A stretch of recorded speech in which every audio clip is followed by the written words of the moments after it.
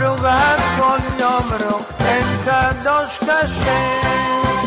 הכל יודוך, והכל ישבחוך, והכל יאמרו והכל יאמרו, אין קדוש כשם.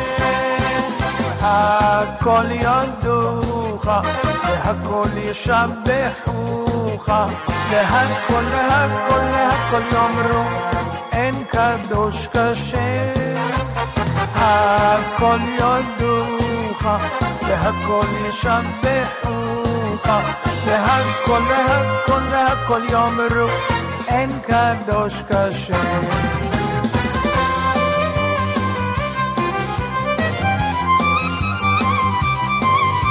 והכל יאמרו והכל יאמרו, אין קדוש כשם. הכל יודוך, והכל ישבחוך, והכל יאמרו והכל יאמרו, אין קדוש כשם. הכל יודוך, והכל ישבחוך, והכל והכל והכל יאמרו, אין קדוש כשם. הכל יודוך, והכל ישבחוך, והכל והכל והכל יאמרו, אין קדוש כשם.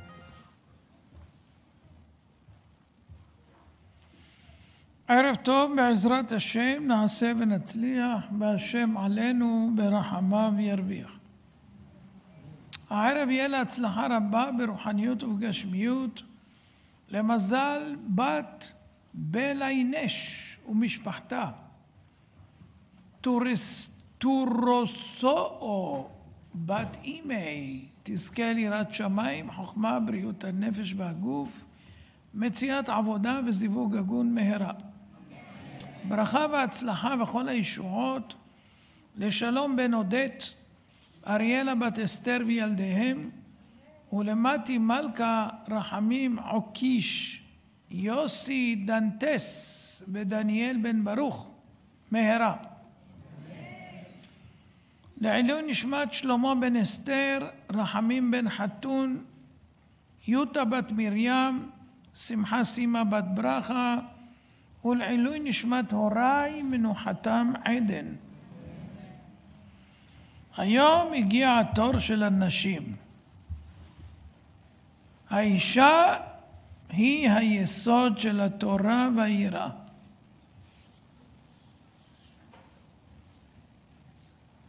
התורה אומרת, כשמתחתנים,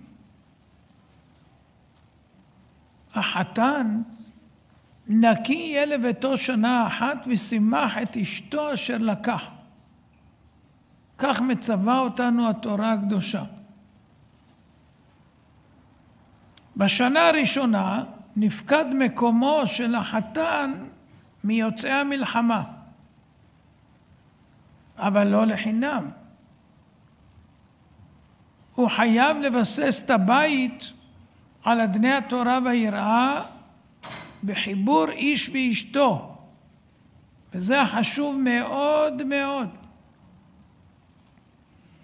זה לא רק חשוב לאותה שנה, אלא לכל החיים. וזה כולל את החיים הרוחניים של הבעל ושל הבנים והבנות. האמא, עקרת הבית, עתידה ברבות הימים להעמיד את הבנים והבנות על דרך הטוב והישר, להתוות להם דרך נכונה והגונה בדרך היראה והתורה. באותם ימים הבעל יהיה בחוץ, מחוץ לבית, טרוד בלימוד תורה או בעסקים, והאמא תשמש עוגן איתן וחזק בבניין הבית היהודי. ושימח את אשתו אשר לקח שנה אחת, והאישה עתידה לשמח את בעלה שנים ארוכות, להעמיד דורות ישרים שילכו בדרך השם. הגמרא מלמדת אותנו במסכת ברכות י"ז על החלק העצום בהנחלת התורה מדור לדור שמוטלת על האישה.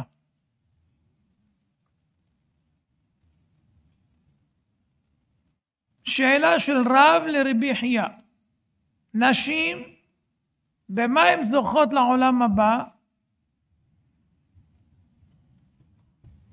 בכך שהן מוליכות את הבנים לבית הכנסת, מאפשרות לבעלים ללמוד בבית המדרש, וממתינות לבעלים עד שהם מגיעים מבית המדרש.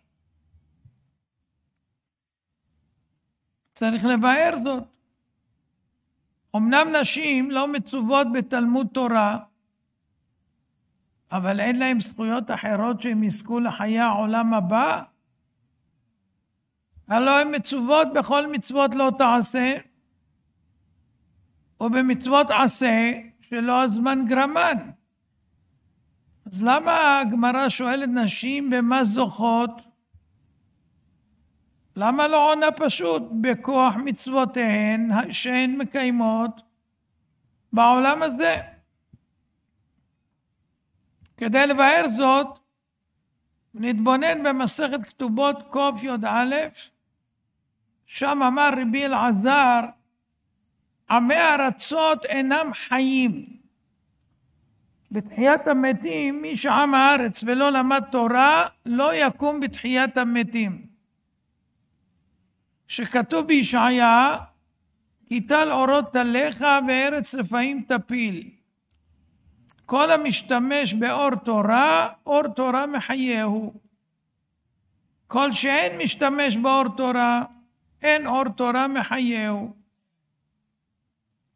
שראה רבי אלעזר לרבי יוחנן שהוא מצטער, אמר לו רבי, מצאתי להם תקנה מן התורה. התורה אומרת, ואתם הדבקים באדוני אלוהיכם, חיים כולכם היום, וכי אפשר להידבק בשכינה? הרי כתוב כי אדוני אלוהיך אש אוכלה, אלא כל המשיא ביתו לתלמיד חכם, והעושה פרקמטיה לתלמידי חכמים, והמהנה תלמידי חכמים מן נכסיו, מעלה עליו הכתוב כאילו מתדבק בשכינה.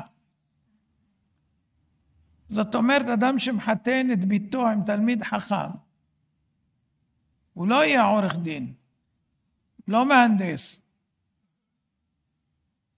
זאת אומרת, הפרנסה תהיה מוטלת עליה. הוא ילמד תורה, היות והוא מוכן שהבת שלו תתחתן עם תלמיד חכם, יש לו שותפות בתורה של אותו תלמיד חכם. מי שיעשה פרקמטיה לתלמידי חכמים, יעשה איתם משא ומתן, כדי שלא יצטרכו לצאת לרחובות כמו שאומרים, נגיד שהוא כתב ספר, ואז הוא לוקח את הספר וקונה ממנו ומפיץ וכל מיני דברים כאלה. הנה הדברים האלה, מה גורמים? גורמים שהתלמיד חכם יש לו יותר זמן ללמוד. מי אפשר לו? מי שעשה בשבילו את הפרקמטיה, את המשא ומתן. ומי שמהנה תלמידי חכמים מנכסיו, הוא נותן להם כסף כדי שהם יוכלו ללמוד, כל אלה זוכים להידבק בשכינה, וממילא הם יקומו בתחיית המתים, אפילו שהם בעצמם לא זכו ללמוד תורה. כיוצא בדבר אתה אומר, לאהבה את אדוני אלוהיך ולדבקה בו. וכי אפשר לאדם להידבק בשכינה? אלא שוב, כל המשיא ביתו לתלמיד חכם, העושה פרקמטיה לתלמידי חכמים, המהנה תלמידי חכמים מנכסיו, מעלה עליו הכתוב, כאילו מתדבק בשכינה. אז כתוב בגמרא מפורש, שבתחיית המתים קמים, מי שהשתמשו באור תורה. מי שלא, לא קם. אז איך נשים יקומו? הן לא חייבות בתלמוד תורה. לאור זאת, מובנת השאלה, נשים במה זוכות? איך הם יקומו תחיית המתים?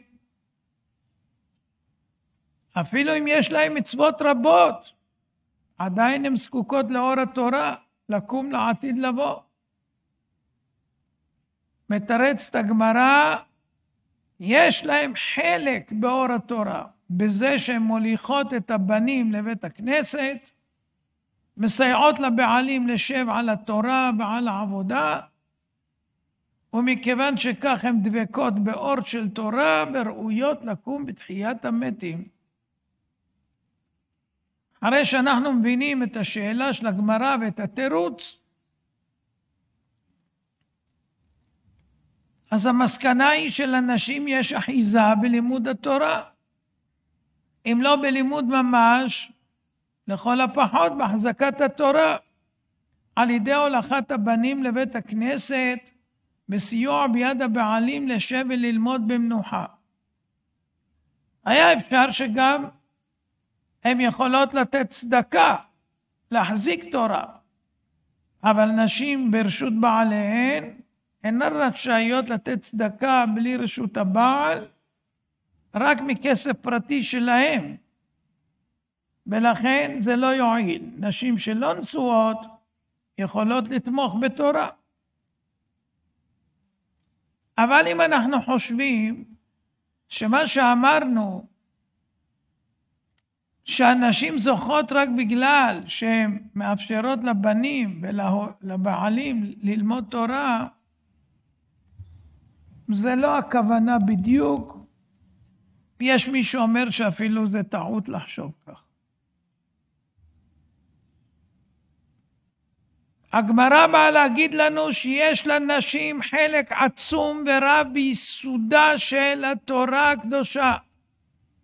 הנשים הם עמוד התווך של החזקת התורה בישראל. איפה לומדים? כך נצטווה משה רבנו מפיו של הקדוש ברוך הוא. כה תאמר לבית יעקב ותגד לבני ישראל.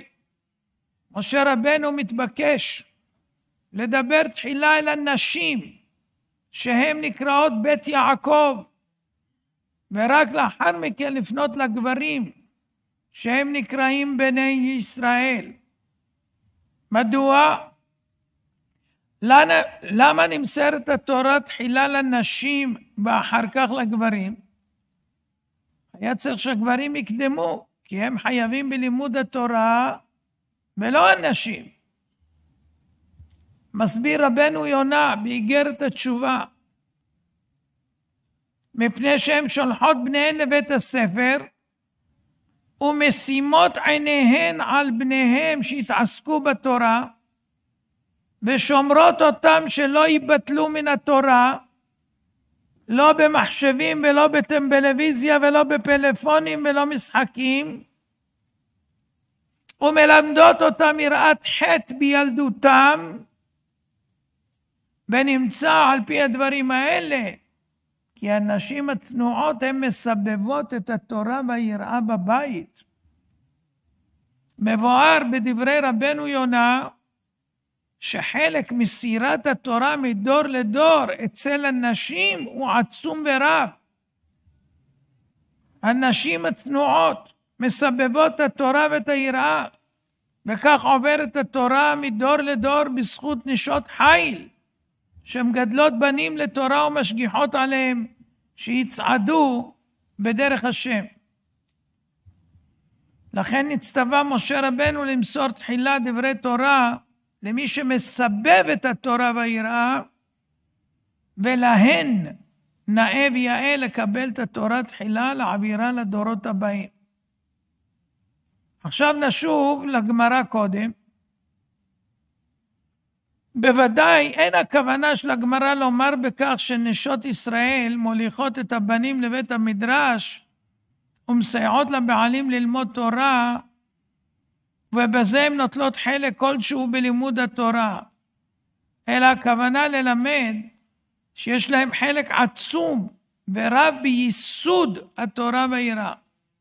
הן מוליכות את הבנים לבית המדרש, בזה הן מסייעות לבעלים ללמוד תורה, ובזכותן התורה משתמרת ועוברת מדורי דורות, ממשה רבנו עד היום הזה. וכך תעבור התורה עד סוף הדורות. נשים עושות ימים ולילות בחינוך הבנים, בהשגחת עיניהן עליהם, והם הבסיס האיתן לקיומה של התורה בשרשרת הדורות. רבנו יונה מאיר באור נגוהות את התפקיד של הנשים הנפלאות, שהן שומרות על הילדים שלא ייבטלו מן התורה, ומלמדות אותם יראת חטא בילדותם. הן לא רק שולחות, הן גם משימות עיניים עליהם, ומלמדות אותם יראת חטא. האימהות לא מסייעות בלימוד התורה באופן חלקי וצדדי, הן מצעידות את הבנים למקום הלימודים, אבל זה לא רק זה, הן שותפות מלאות ללימוד התורה, בזה שהן משגיחות ומדריכות ומנחילות יראת חטא. גם הנשים בזמן בניין המשכן נבנה בזכותם. כתוב, ויבואו האנשים על הנשים, כל נדיב לב, הביאו חח ונזם וטבעת וחומז, כל כלי זהב. רש"י אומר, ויבואו האנשים על הנשים, הכוונה עם הנשים וסמוכים עליהם. עלינו להבין למה מדגישה תורת העניין הזה, שהאנשים הביאו את הנדבות למשכן בסמיכות לנשים. מה החשיבות בידיעה זו? הגאון רבי חיים פלאג'י בספרו ובחרת בחיים מביא בשם בעל הבתי כהונה, כיוון שאנשים חטאו בעגל, התביישו להביא נדבות למשכן לבד. שהרי האנשים חטאו בעגל ואין קטגור, נעשה סנגור. איך יביאו זהב לבית השם? אחר שהם עשו בעצמם עגל זהב. לכן צירפו את הנשים עמהם שלא חטאו, הרי הנשים לא חטאו בעגל, ואז נסמכו ישראל על הנשים כאדם המצטרף אל חברו מחמת הבושה. אם כן, נשות ישראל נתנו חלק נכבד מאוד בבניין המשכן, בזה שאפשרו לגברים להגיש את הנדבות. ההשפעה של אמא על הילדים יותר גדולה מהשפעת האב, בשתי דרכים. האמא היא סמל אמון בעיניו של הילד. הילד רואה באמא דמות אמינה ונערצת. הגמרא בקידושין למד אומרת, גלוי וידוע לפני מי שאמר והיה העולם, שבן מכבד את אמו יותר מאביו. לכן הקדים את כבוד האב. כבד את אביך ואת אמך. את האמא זה פחות כי זה ודאי. לכן מקדים את האבא. בהשפעה זו מרכיב חשוב בעיצוב האישיות של הבן. מפה רואים שהתפקיד חשוב מאוד להנחיל ערכי אהבת תורה ויראת שמיים אצל האמא. דבר נוסף מעשי יותר, האמא נמצאת בקרבת הילדים יותר מאשר האב. ממילא ההשפעה עליהם גדולה יותר. היא יכולה לעורר את ליבם לאהבת תורה ויראת שמיים, בפרט אם היא דוגמה טובה. היא יכולה להנחות אותם בדרך של התורה כרצון הבורא.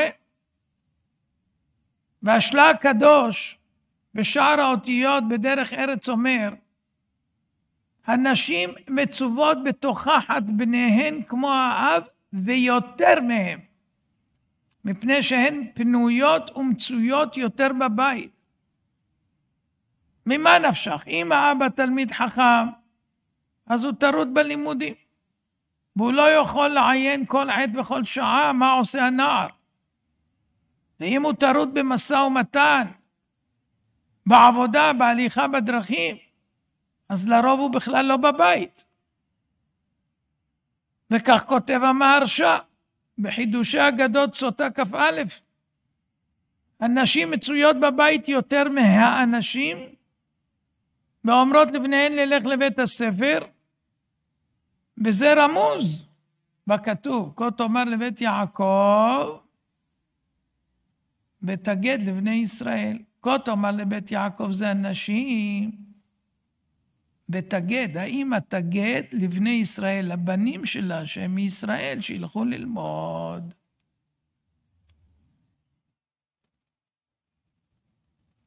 מה הם יגידו? מה יגידו לילדים? יעודדו אותם ללמוד תורה ויטרחו עליהם בעניין זה, ובשכר זה הם נחשבות בכלל קבלת התורה. לכן מסביר המהרש"א, הם נקראות גם בית יעקב, מלשון של בית. האנשים נקראו בני ישראל, מלשון של בנים. למה? כיוון שנשות ישראל מצויות בבית, והן נדרשות להשגיח על הבנים, להדריך אותם בדרך התורה והיראה. אז אמרנו, האחריות העיקרית לחינוך הילדים לתורה מוטלת על כתפיה שלהם. אל תיטוש תורת אמך. והגמרא ביבמות סמך ג' מביאה סמך מהדברים של רבי חייא. אשתו הייתה מצערת אותו ביותר, והוא לא רבה נחת ממנה. כל פעם שהיה מוצא דבר נאה, היה קונה לה. כל פעם, למרות שהיא אישה שמצערת אותו. כל פעם היה מוצא משהו נאה, קונה לה. שאל אותו פעם רב, מדוע אתה עושה כך? הרי היא מרבה לצער אותך. מה אמר לו? דיינו שמגדלות בנינו. זה שאשתי מגדלת את הבנים, אפילו שהיא מצערת אותי, מגיע לה כל פעם שאני אקנה לה מתנות. ועוד דבר הוא אמר שמונעות אותנו מן החטא. אבל העיקר, אישה אפילו קשה, מגדלת את הילדים לדרך התורה, מגיע לה כל הון שבעולם. מה יישאר לך אחרי שתסתלק מהעולם? רק הבנים, רכוש לא יישאר לך. אם הם טובים, יניחו אותך בגן עדן. אם הם רעים, יעבירו אותך לגיהנום. יסר בנך ויניחך, וייתן מעדנים לנפשך. אם תלמד אותו מוסר כשהוא קטן, אז הוא יניח לך בגן עדן. אם לא, הפוך. גם אצל רבי יוסי, היה קורא לאשתו ביתי, ביתי, לא קורא לה בשם שלה. ביתי, הבית שלי, את הבית שלי, קורא לה ביתי. למה? כי עיקר הבית. מושיבי עקרת הבית, הם הבנים, שמחה. צריך להושיב את עקרת הבית, שהיא תעשה את הבנים. היא האמא של הבנים. ואם היא עושה את זה כמו שצריך, היא תהיה שמחה. אין העיקר של האישה מבשלת, תופרת, מכבסת. לא. העיקר זה מה שמוטל על כתפיה של אמא יהודייה, זה לגדל בנים לתורה ויראה. עקרת הבית זה אם הבנים. אז אמרנו שהעיקר של החינוך מוטל על האמא. אין ספק, אבל גם לאבא יש חלק חשוב ומשמעותי בעיצוב דמותם ואישיותם של בני הבית, אבל בואו נראה מה השוני בתפקידים. עלינו להבין את השורש לעניין, את ההבדל בין החינוך שמקבלת הבת שזה מבוסס על אדני הבית, לבין החינוך שמקבל הבן, שהוא מורכב בעיקר מלימוד תורה ובנייה עצמית. כה תאמר לבית יעקב ותגד לבני ישראל. למה הם לא נקראות בנות יעקב, כמו שכתוב בני ישראל? למה בית? שואל את השאלה רבי מאיר שפירא מלובלין, זכר צדיק וברכה, והוא מיישב את השאלה על ידי משל. בימים עברו, אם מישהו היה לוקה בגרונו, היו מחפשים לו מזור,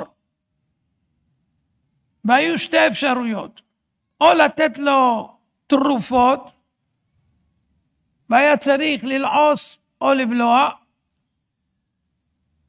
דרך שנייה להכניס אותו לחדר, כולו ענפי עצי בסמים, ריח חריף וחזק, אוטמים את החדר, נאלץ לשאוף את האוויר, ספוג בעדים חריפים, ומרפא את גרונו. במלחמות של אדם עם יצר הרע יש שתי דרכים, וככה הוא היה אומר. דרך אחת זה להתמודד בלימוד התורה הקדושה, בראתי יצר הרע, בראתי לו תורת תבלין. כוח התורה להכניע את היצר ולהתיש את כוחו. וזה כמו תרופה שבולעים. זה שייך בגברים. הדרך השנייה, ששואפים עדים חריפים ומרפאים, שייכת במי שאינו מצווה על לימוד התורה. נשים, הן לא מצוות בלימוד תורה, הן לא שייכות בכך. איך הם התמודדו עם היצר הרע? הן סופגות אוויר של קדושה, של טהרה, מהניחוח של הבית היהודי שהאימא מנחילה. לכן הנשים נקראות בית יעקב. כי מה כוחן להתמודד עם יצר הרע? זה הבית, איך הבית בנוי. אם הבית ספוג אוויר של תורה וקדושה, אז זה יצלח. לכן הן נקראות בית יעקב. כתוב על דינה, בת יעקב, ותצא לראות בבנות הארץ. זהו, מרגע שיוצאים החוצה, נתפסה על ידי שכם בן חמור, ועשה מעשה חמור. זאת אומרת, אישה מקומה בבית, צניעות, צניעות, צניעות, אבל לא להכניס את הטומאה של הטלוויזיה והפלאפונים והמחשבים לילדות, כי הם התקלקלו בגיל 12, אתם יודעים כבר מה הן עושות. והן כבר מרביצות להורים וגם לאימהות, וגם מקללות ומתחצפות וכו' וכו'. מאיפה זה בא? מהמכשירים שנתתם, או שאפשרתם להם להסתובב עם ילדות לא טובות, שלא בחנתם מקודם את ההשלכות. יגידו לכם האנשים הפתוחים שאתם סגורים. עדיף להיות סגור בבית, לא נעול, אבל סגור בבית עם הטבות ועם חום ועם הרבה אפשרויות שלא חסרות במגזר החרדי, ואז יוצאות בנות צדיקות שרק תרבו נחת ולא תלכו לתחנות משטרה או לכפרים ערבים. הבן בונה את עצמו בלימוד התורה הקדושה, קולט במוחו ידיעות רבות ומתרגם אותם למעשה. התורה נספגת בנשמתו. בת לא מתחנכת על ידי לימוד תורה, אמנם היא לומדת מצוות ודינים שחייבת בהם, אבל בעיקר האישיות מתעצבת באווירה של הבית. שם היא קונה את סולם הערכים שתצעד לפיו הלכה למעשה בכל ימי חייה. תשמעו עכשיו מעשה. המצב הכלכלי של ישיבת ברנוביץ' היה רע. ראש הישיבה הגאון, רבי אלחנן וסרמן, זכר צדיק לברכה, השם ינקום דמו, היה נאלץ להסתובב על פתחי נדיבים, לעורר ליבם, לפתוח את הכיס, להחזיק ולתמוך בישיבה הקדושה. ואז הוא הלך לביתו של הגביר הידוע, מר בנימין בייניש דניס, ליבו פתוח כאולם לתמוך, לעזור ולסייע לישיבות קדושות בליטא. מכל העולם באו אליו. באחת הפעמים שהוא יצא אליו, היה שלג, והנעליים שלו התלכלכו בשלג ובבוץ. וכשהוא הגיע לטירה המפוארת, הוא עמד מול הבית של הנדיב, ואמר איך הוא ייכנס לתוך הבית כשהוא יודע שיש שם שטיחים יקרים וספות מפוארות, והוא יחתים את השטיחים. אז הוא הקיף את הבית ובא דרך המטבח שהיה שם כניסה צדדית, שם אין שטיחים. הקיש בדלת, שתי בנותיו עמדו שם, וכשראו את ראש הישיבה צעקו, אבא, אבא, רבי אלחנן הגיע. האבא תמה, מאיפה הגיע? לא ראיתי אותו. הוא פה במטבח. הוא רץ למטבח, רואה את רבי אלחנן, עומד שם בפתח, והוא לא מבין למה הוא נכנס מאחור. ואז מתנצל רבי אלחנן ואומר לו, המגפיים שלי מלאות בוץ, המעיל שלי נוטף מים. מר דניס התבונן ברבי אלחנן בהערצה, והתחיל לבכות בפרץ דמעות. רבי אלחנן לא מבין מה קרה, והוא לא מצליח להשתלט על הרגשות, בוכה כמו תינוק. אומר לו, מה חטאתי? מה פשעתי? למה הרב מעולל לי כזה דבר? אומר, מה עשיתי? אתה מקלקל לי את החינוך של הבנות. הבנות גדלות בבית הזה, ומה הן רואות? כסף, כסף, כסף. בבוקר כסף, בצהריים כסף, בערב כסף. ישנות עם כסף, קמות עם כסף. כל הזמן רואות ספקים, סוחרים, נכנסים, יוצאים, הולכים, באים, נוסעים, נותנים, קונים, מוכרים, כסף. ולי יש דאגה. למה שירצו הבנות שלי להתחתן עם בן ישיבה, שהוא יושב כל היום ועוסק בתורה, הלוא הן נתקלות רק בכסף. למה שיוותרו על החיים האלה של כסף? הסיכוי היחידי שלי זה שהם יראו שאין כל ערך לכסף מול התורה הקדושה. ולכן אני זונח הכל בעת שיש לי שיעור קבוע. כל סכום שיביאו לי, לא אוותר על שיעור קבוע, שיראו שהערך האמיתי של התורה גדול מכל כסף. ועכשיו, ראש הישיבה בכבודו קלקל לי הכל. למה? כיוון שכבודו נכנס דרך דלת אחורית. לא ללכלך את השטיחים העיקריים. מה אני אראה לבנות? שהשטיחים יקרים יותר מכבוד הרב, מכבוד התורה? אוי ואבוי לי.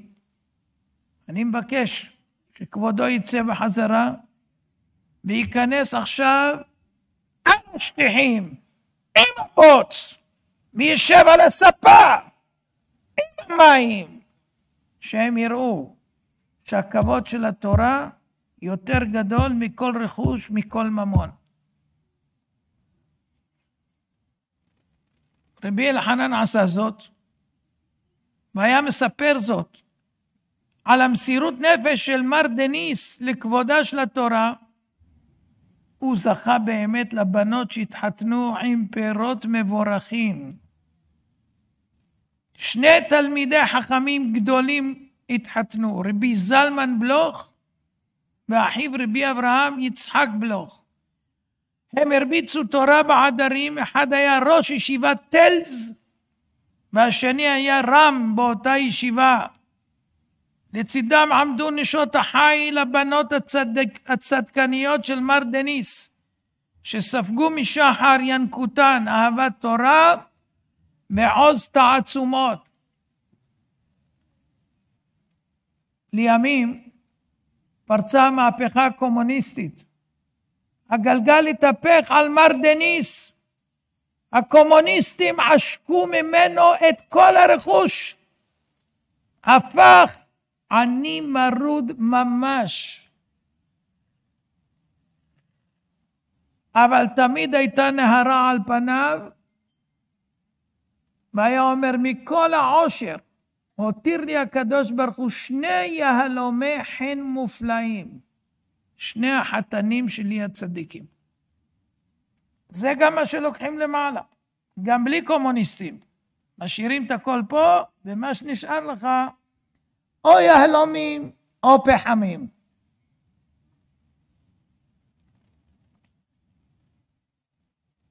עיקר החינוך זה דוגמה אישית של אבא ואמא. ידוע שחפץ חיים באו אליו זוג טרי, ונולד להם בן, שאלו אותו כבוד הרב, ממתי אנחנו חייבים במצוות חינוך? הוא אמר להם, אתם באיחור 20 שנה. החינוך מתחיל שאתם מחונכים. כי אתם צריכים להיות דוגמה. סיפורים, זה לא עובד.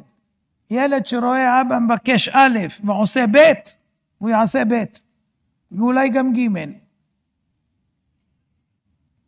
על אברהם אבינו נאמר כי ידעתיו למען אשר יצווה את בניו ואת ביתו אחריו, ושמרו דרך השם לעשות צדקה ומשפט.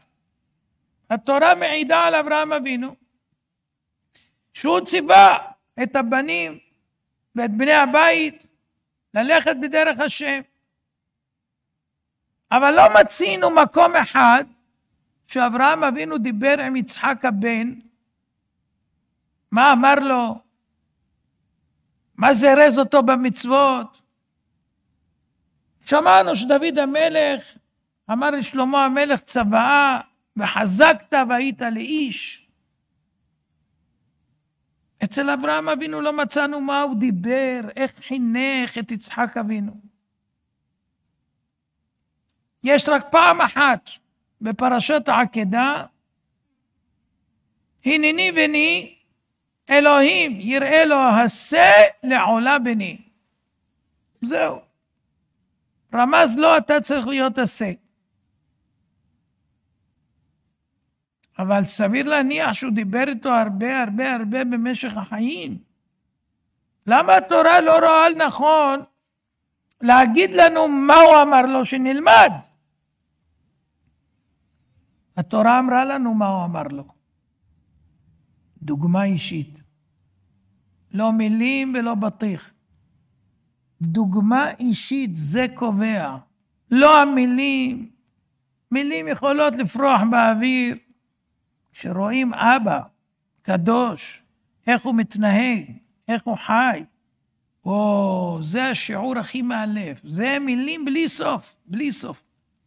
לכן התורה לא כותבת כלום, היא רוצה שנבין שהדוגמה האישית של אברהם אבינו, היא הפכה את יצחק אבינו למשהו. עכשיו נשוב לחינוך הבנות. הן לא מצוות, אמרנו על לימוד התורה הקדושה. ואמרנו שוב שזה מתבצע בדוגמה אישית. בת שגודלת בבית, שהיא רואה אבא ואמא, צדיקים, ישרים, אמיתיים, היא תלך בדרכה.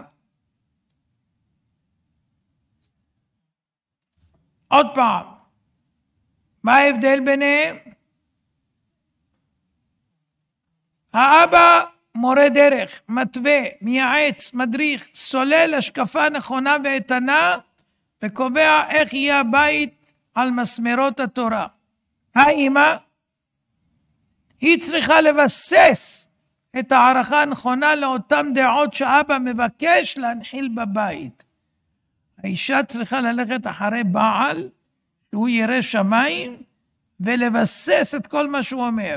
לא לחלוק עליו, וגם אם יש לה הערה, בסתר, בלי שישמעו הילדים. כי ילדים מחפשים איפה החוליה החלשה. מי שיתיר להם יותר, אליו הם יפנו. תפקיד האמא ליצור בבית אווירה נכונה ומתאימה, לפתוח את הלבבות של בני הבית לשמחה ואהבה לתורה ומצוות, עם חום אמיתי בערכה לכל דבר שבקדושה. על זה אמר שלמה החכם מכל אדם, שמע בני מוסר אביך, ואל תיטוש תורת אמך. האבא מתווה את הדרך, הוא אומר את המוסר. האמא היא דואגת שהבן והבת ישמעו את המוסר. היא מופקדת על האווירה בבית. ובעצם התורה נקראת על שמה, תורת אמך. היא שמקיימת את התורה בצאצאים.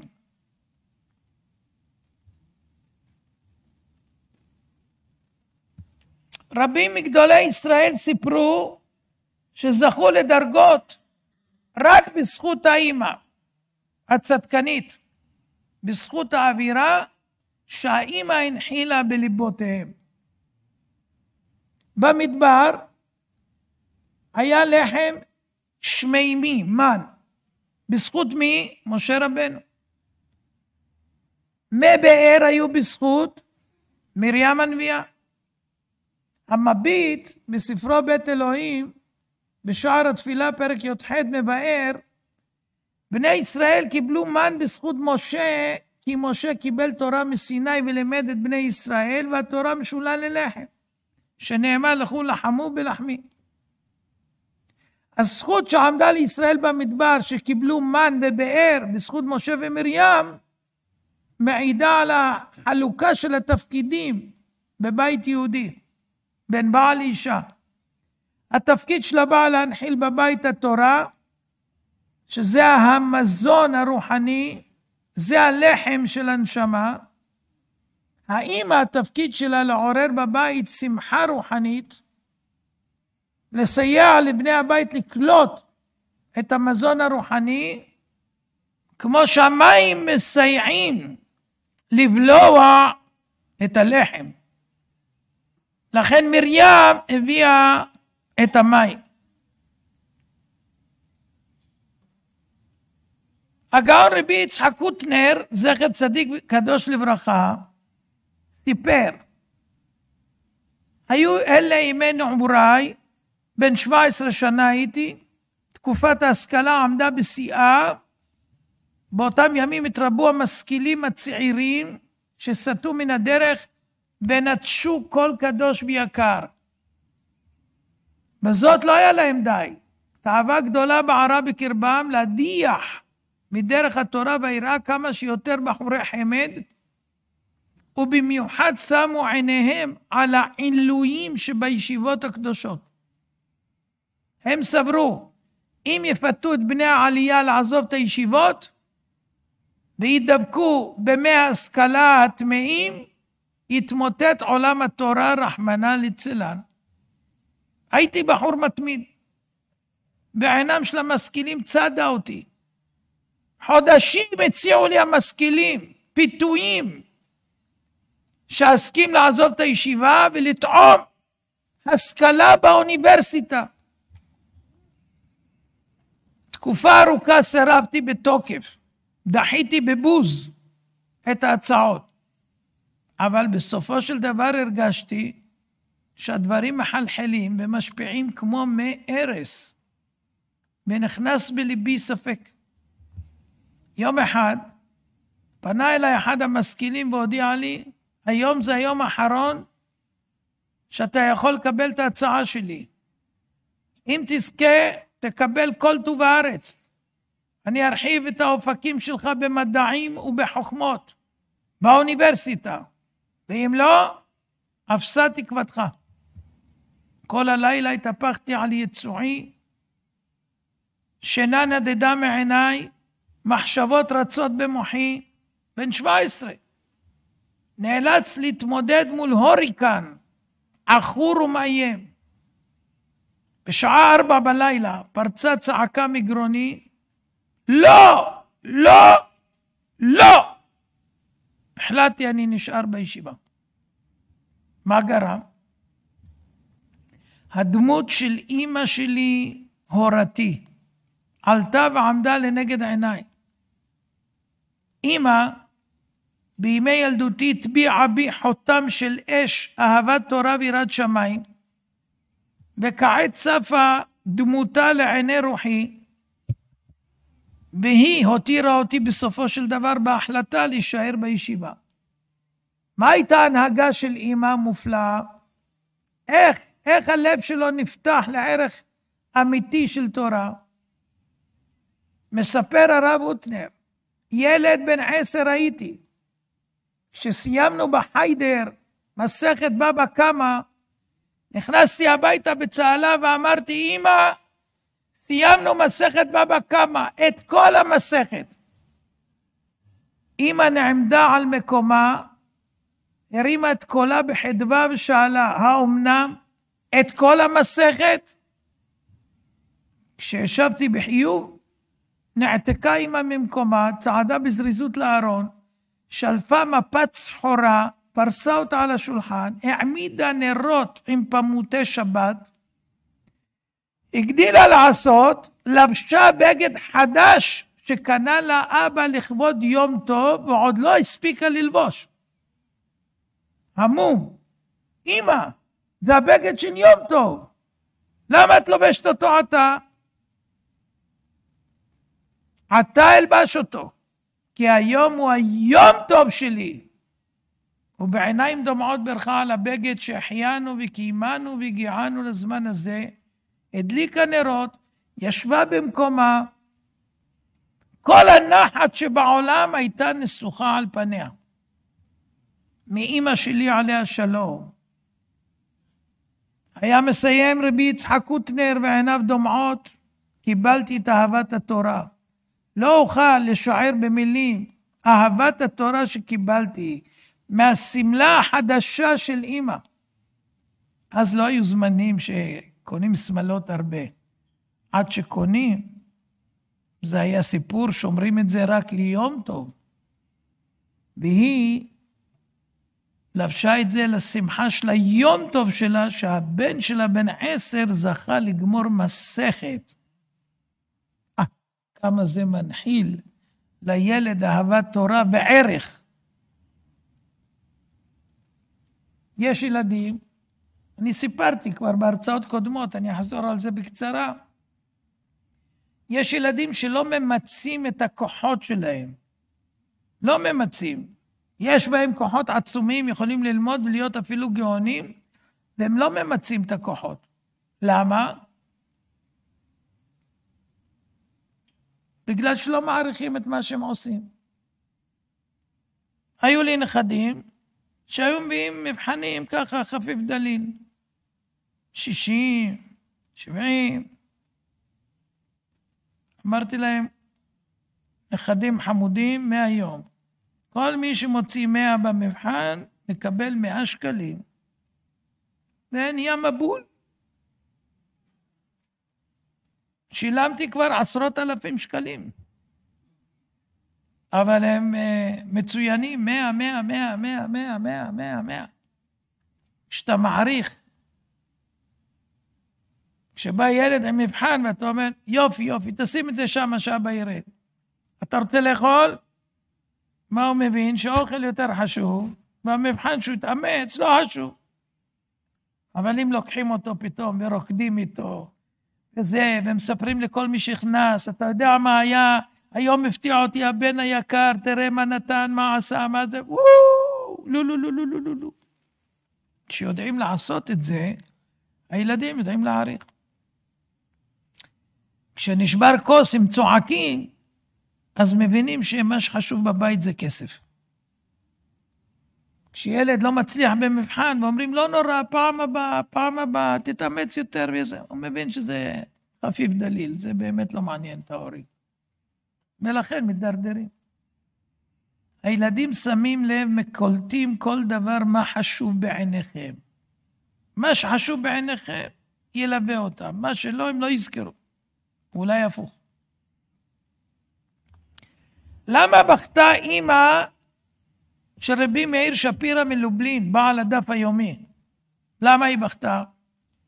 ראש ישיבת חכמי לובלין, הוגה הדף היומי, נודע בכל העולם כגאון עצום ומופלא.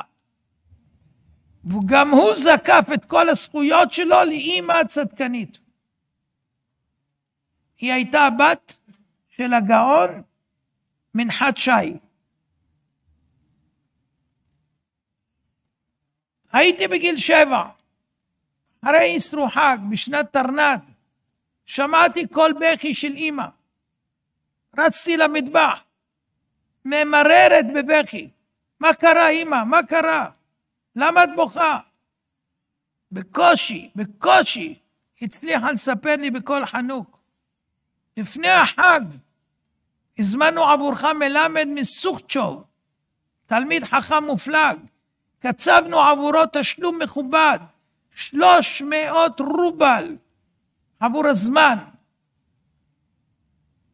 מלבד שנספק לו את צרכיו. וחלפו יומיים מהחג והוא עדיין לא בא. אז האמא בוכה. באותו גיל לא הבנתי על מה היא חרדה. והיא אומרת לי, דע לך בני, כל יום שחולף ללא לימוד תורה זה אבדה שאינה חוזרת. אוי, מי יודע, אולי בגלל שהקצבנו לו שכר מועט מדי הוא לא בא.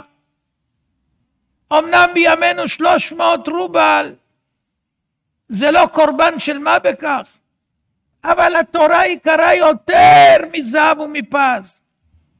כל חפצים לא ישבו בה. אולי היינו צריכים לתת לו עוד. מה מאוד רווח לי אמי, סיפר רבי מאיר שפירא, כשבעוד אותו יום הגיע המלמד רבי שלום מסוכצ'וב, שזכיתי ללמוד מפיו 6 שנים רצופות. זאת אומרת, הם שילמו, כל זמן שילמו, 6 שנים.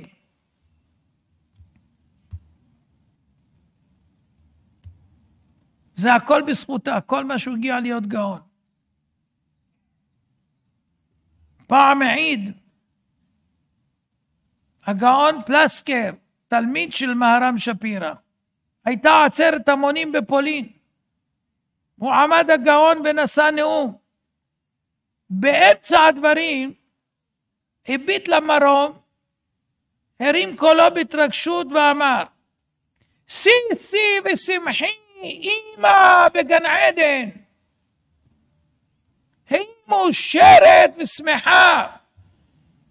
ראי גם ראי איזה כבוד וגדולה זכה בנך חביבך, אשר צמח והיה לגדול בישראל. כל האלפים שמה שקט. איך יכול להיות שאדם ענוותן כזה משבח את עצמו בפומבי? כולם בהלם, מה קרה? זה לא דבר שנוהגים לעשות, אבל תכף ומיד הבינו. הסתובב לכיוון הנשים וקרא בקול חוצב להבות, אתן נשי ישראל, אמהות כשרות וצנועות, אם רצונכן שילדיכן יגדלו לגאון ולתפארת, לאהבת תורה, להרבצת תורה, ללכת בעקבות הצאן, לכנה בעקבות אמי הצדקת, שמסרה נפשה לגדל אותי לתורה. זהו עשה. בשביל שידעו אנשים שלא גודל גאון כזה בישראל בלי אימא מיוחדת. אז הוא תולה את הכל באימא שלו. אבא שלי המנוח, כבר מגיל קטן, בגיל 10 כבר היה שוחט. יש תעודה על זה.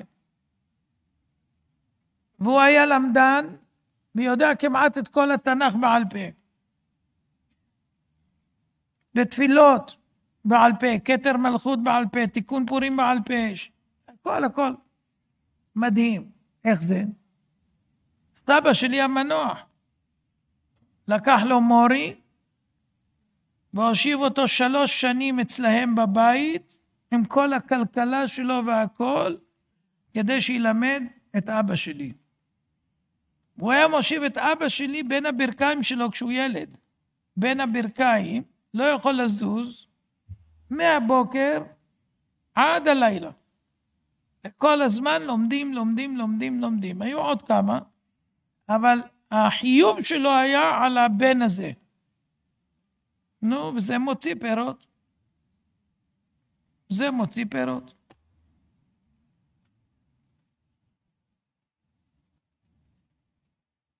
משגיח הגיע לרב שח זכר צדיק לברכה לגבי שידוך.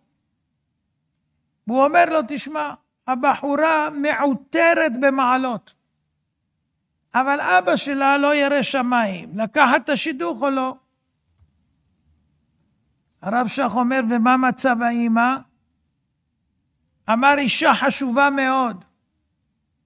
מדובר באישה כשרה וצדקנית, יראת שמיים ובעלת מידות נאצלות. מיד פסק הרב שח, גש לשידוך ללא היסוס. הכל תלוי באמא. אם האמא יראת שמיים, חזקה על בנותיה, שילכו בדרכה.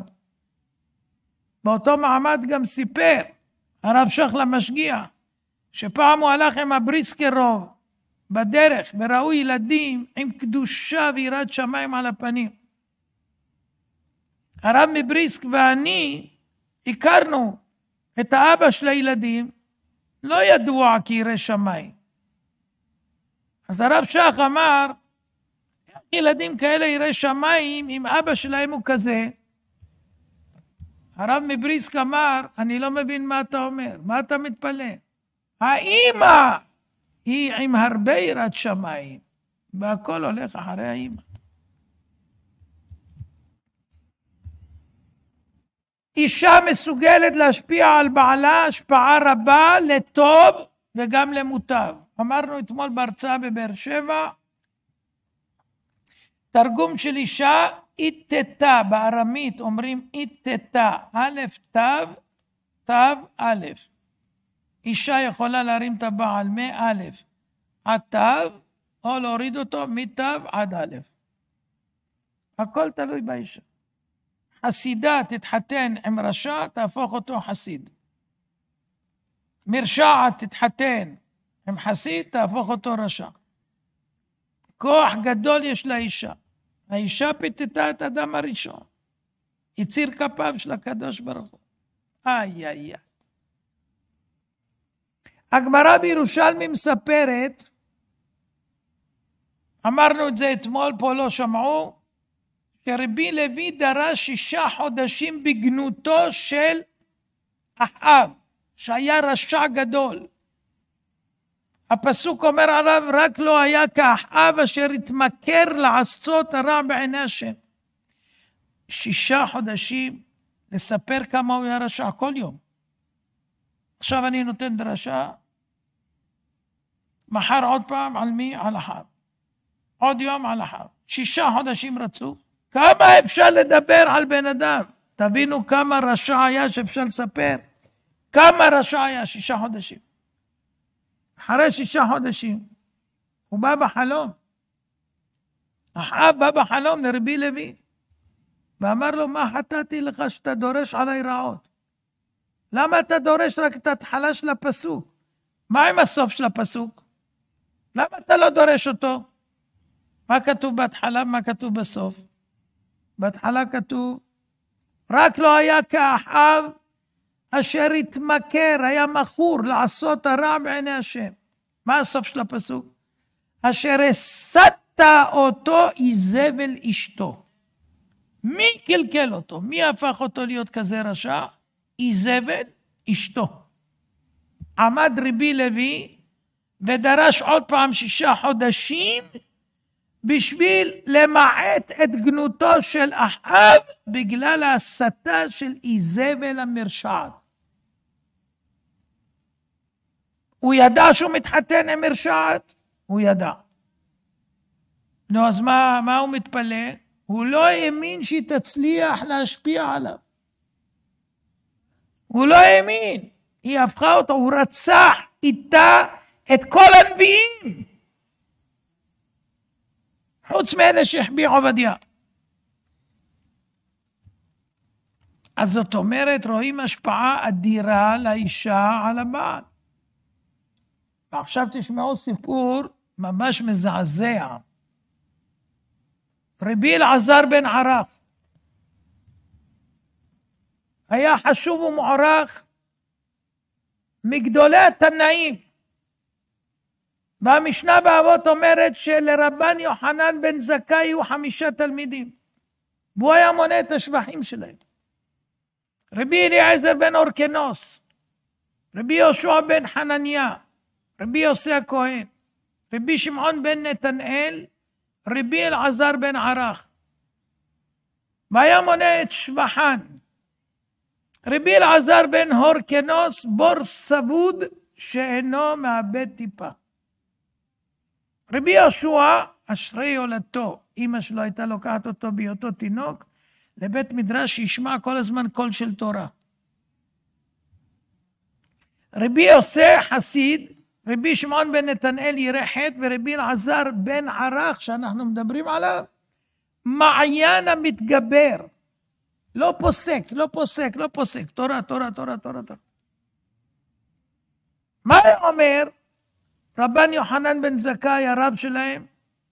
אם יהיו כל חכמי ישראל בכף מאזניים, ואליעזר בן הורקנוס בכף שנייה, מכריע את כולם.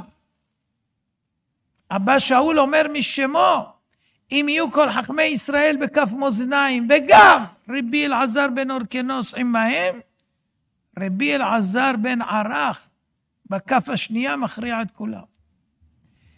זאת אומרת, רבי אלעזר בן ערך היה חשוב בעיני ריבו רבן יוחנן בן זכאי, שהוא שקול כנגד כל חכמי הדור, כל התנאים בדור, כולל רבי אליעזר בן הורקנוס, שהוא בעצמו לבד. רבי אליעזר בן הורקנוס שקול נגד כל חכמי ישראל. אחר כך אנחנו מוצאים גם שרבן יוחנן העדיף את דעתו של רבי אלעזר בן ערך על פני דעתם של שאר התלמידים. אמר להם, צאו וראו איזו דרך ישרה שידבק באדם. רבי אליעזר בן הורקנוס אמר, עין טובה. רבי יהושע אומר, חבר טוב. רבי יוסי אומר, שכן טוב. רבי שמעון אומר, הרואה את הנולד. מה אמר רבי אלעזר בן ערך? לב טוב. אמר להם רבן יוחנן בן זכאי, רואה אני דברי אלעזר בן ערך מדבריכם, שבכלל דבריו דבריכם. ואחר כך שוב פעם, המשנה אומרת הפוך, צאו ראו איזו דרך רעה התרחק ממנה, ושוב פעם הוא הכריע כרבי אלעזר בן ערך. עוד מעשה עם רבי אלעזר בן ערך, גמרא במסכת חגיגה י"ד, רבן יוחנן בן זכאי היה רוכב על החמור בדרך. רבי אלעזר בן ערך מחמר אחריו, ואמר לרבן יוחנן, רבי, שנה לי פרק אחד במעשה מרכבה. תגיד לי, פרק אחד מהסודות של בריאת העולם מעל הקבלה. אמר לו, לא כך שניתי לכם, ולא במרכבה ביחיד. אי אפשר ללמד מעשה מרכבה ביחיד. אלא אם כן, היה חכם מבין מדעתו. מי כן יוצא דופן? מישהו באמת חכם ומבין מדעתו. אומרים לו ראשי פרקים והוא מבין מדעתו. אז אמר לו, רבי תרשני לומר לפניך דבר אחד שלימדתני. הסכים, אמר לו אמור. מיד ירד רבן יוחנן בן זכאי מעל החמור, התעטף וישב על האבן תחת הזית. אמר לו רבי אלעזר, רבי, מפני מה ירדת מעל החמור? אמר לו, אפשר אתה דורש במעשה מרכבה, ושכינה עמנו, ומלאכי השרת מלווים אותנו, ואני ארכב על החמור? מיד פתח רבי אלעזר בן ערך במעשה מרכבה ודרש. ירדה אש מן השמיים, סיבבה את כל האילנות בשדה, ופתחו כולן ואמרו שירה. מי פתחו? האילנות שבשדה פתחו ואמרו שירה. מה שירה? הללו את אדוני מן הארץ, תנינים בכל תהומות, עץ פרי וכל ארזים, הללויה. נענה מלאך מן האש ואמר, הן מעשה המרכבה. עמד רבן יוחנן בן זכאי, נשק אותו על ראשו ואמר, ברוך אדוני אלוהי ישראל, שנתן בן לאברהם אבינו, שיודע להבין ולחקור ולדרוש במעשה מרכבה. יש נאה דורש ואין נאה מקיים. נאה מקיים ואין נאה דורש. אתה נאה דורש ונאה מקיים. אשריך אברהם אבינו, שאלעזר בן ערך יצא מחלתך. מה אתם אומרים? אדם כזה גדול.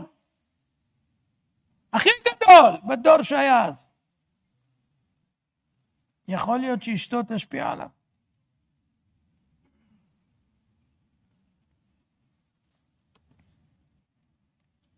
בילקוט שמעוני קהלת, תת קהג, מסופר, כל זמן שהיה רבן יוחנן בן זכאי קיים, היו יושבים לפניו. זאת אומרת, לא עזבו אותו. כשהוא נפטר, הלכו להם ליבנה. ורבי אלעזר בן ערך הלך אצל אשתו למקום שנקרא דיומסית. מקום נאה שיש בו מעיינות טובים. שוויץ. רבי אלעזר בן ערך, היות שהוא היה הגדול שבדור, המתין לחבריו. סבור שהם יבואו אצלו. ובסוף ראה שאינם באים, ביקש ללכת אצלם. אשתו לא הניחה לו. אמרה לו, מי צריך למי? אמר להם, צריכים לי. אמרה לו, הפת והעכברים, מי דרכן ללכת אצל מי? ואומר, עכברים אצל הפת. איך היא כינתה אותם, את החכמים? איזה משל היא הביאה, שם מרחם. והציעה לו לא ללכת עליהם עד שהם יבואו אצלו. שמע לה, עד ששכח את כל תלמודו. כעבור תקופה באו אצלו חבריו, שאלו אותו, פת חיטים ופת שעורים, איזה טובה בלפתן? לא יודע מה זה לפתן. עד כדי כך שלא יודע אפילו מה זה לפתן. ויש אומרים שהוא קם לקרוא בתורה בפרשת החודש, ואמר במקום החודש הזה לכם, החירש היה ליבם. עד כדי כך. במקום החודש אמר החירש. במקום הזה אמר היה. במקום לכם אמר ליבם. מה זה? המדרש מספר, כשהעם ראו שככה הרע לרבי אלעזר בן ערך, העם, החלו לצווח בצערם, הם בוכים והוא בוכה כנגדם. ובכו עליו חכמים עד שהחזירו לו תלמודו. יש אומרים שאליהו הנביא בכבודו ועצמו בא להחזיר לו תלמודו. אדם גדול כזה, מופלא בתלמידי רבן יוחנן, שכח את כל התלמוד עד שטועה בקריאת פסוק מפורש בתורה. למה? שמע לאשתו, תישאר פה, ואל תלך אצל החברים. תראו מה זה השפעה של אישה. אפשר להאמין דבר כזה? מישהו יכול לעלות על הדעת דבר כזה? זה העובדה. בפרק של אשת חיל במשלי, אנחנו שומעים שאישה מוכתרת במעלות ומידות מופלאות. כל הפרק הזה אמר שלמה המלך על התורה ועל אמא שלו. יש שם פסוק אחד שנראה לא כל כך קשור לאישה. כתוב נודע בשערים בעלה בשבתו עם זקני הארץ. מה שייך הפסוק הזה שהוא משבח את הבעל לעומת השבחים של האישה? גם זה שבח של האישה. עקרת הבית היא עטרת בעלה. היא גורמת שהבעל יכול לשבת לעסוק בתורה בלי תרדה. רק שיש אישה צדקנית והיא נוטלת על עצמה עול הבית ומאפשרת לו לשבת בנחת על מבועי התורה, אז נודע בשערים בעלה בשבתו עם זקני הארץ. זאת אשת חיל. אבל אשת חיל מי ימצא?